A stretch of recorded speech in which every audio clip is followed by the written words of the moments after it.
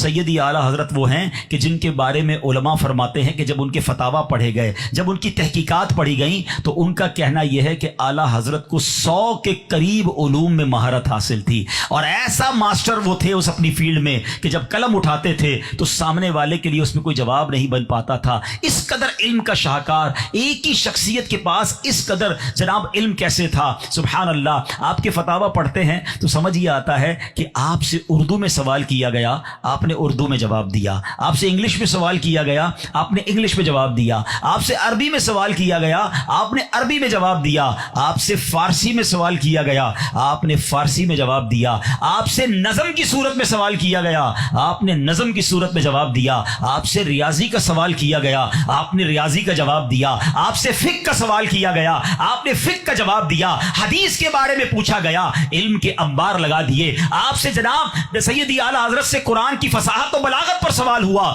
آپ نے اس کا جواب دیا۔ جس علم میں آپ سے سوال ہوا، علماء نے یہ ڈیٹیل کیسے بنائی کہ 100 علم معلوم تھے، وہ لسٹ بناتے گئے کہ جو پوچھا اس پر ایسا جواب دیا کہ جب اس پر غور کیا تو عقل حیران ہے کہ یہ کیسے جواب دیتے تھے، کتنا پیچھے علم موجود تھا۔ ریاضی کے بڑے بڑے پروفیسر جاتے تھے، پوری دنیا میں جا کر جواب نہیں ملتا تھا، در اعلیٰ حضرت پر جاتے تھے، اس مولوی صاحب کے پاس جاتے تھے جس نے کسی یونیورسٹی کا منہ نہیں دیکھا تھا، مگر جب وہ جواب دیتے تھے تو ان پروفیسرز کی جو جرمنی جانا چاہتے تھے مسئلے کے حل کے لیے، وہ حیران تھے کہ ان کو کیسے یہ جواب ملا۔ تو پتہ یہ چلا کہ جن پر نگاہ مصطفیٰ ہوتی ہے، جن پر سرکار کی عطا ہوتی ہے، ان کے دل علم کے سمندر بن جایا کرتے ہیں۔ تو اب ایک اور زبردست بات، بڑا خوبصورت اور لطیف نکتہ کہ جناب 100 علوم میں، 100 نالج میں، 100 ٹائپ آف نالج میں آپ سے کوسچن ہوئے، اپروکسیمیٹلی آپ نے ان تمام شعبوں میں شاہکار جواب دیے۔ تو اب اس لیے علماء کہتے ہیں کہ کم و بیش 100 علوم میں آپ کو دسترس حاصل تھی۔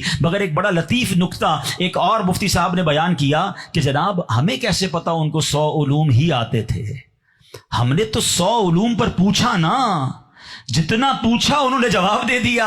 ہم اور پوچھتے تو وہ اور جواب دیتے، ہمیں کیا معلوم اللہ نے انہیں کیا کچھ عطا فرمایا تھا۔ اللہ اکبر، یعنی رب کریم نے ان کے دل اقدس پر علم کے ایسے ایسے راز اور ایسے دروازے واقع کیے۔